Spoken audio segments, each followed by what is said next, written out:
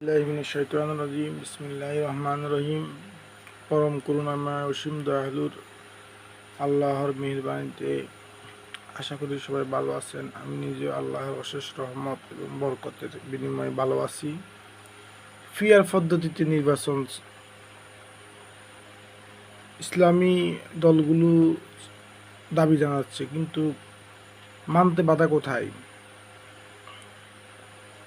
কেন তারা স্বচ্ছ নির্বাচন দিতে ব্যর্থ? কেন তাদের মনে ভয়? কেন যে পদ্ধতিতে নির্বাচন হলে মানুষের উপকার হবে, প্রত্যেকটা মানুষ ভোট দিতে পারবে, সে পদ্ধতিতে নির্বাচন হোক। কারণ ফিয়ার পদ্ধতিতে নির্বাচনের বিষয়ে যেহেতু দাবি সকলেরই, তো দাবি মানে অনেক বেশি সংখ্যক লোকের দাবি, প্রায় 70% থেকে 80% লোকের দাবি ফিয়ার পদ্ধতিতে নির্বাচন। এবং আমাদের মিছিল মিটিংয়ে দেখতেছি হাজার হাজার মানুষ এটা নিয়ে মিছিল করতেছে, কিন্তু মানা হচ্ছে না কেন? এই দেশটাকে মগর মুল্লুক পাইছে তারা, যেমনি খুশি মনে করবে তেমনি নির্বাচন দিব? ফিয়ার পদ্ধতি নির্বাচন দিতে হবে।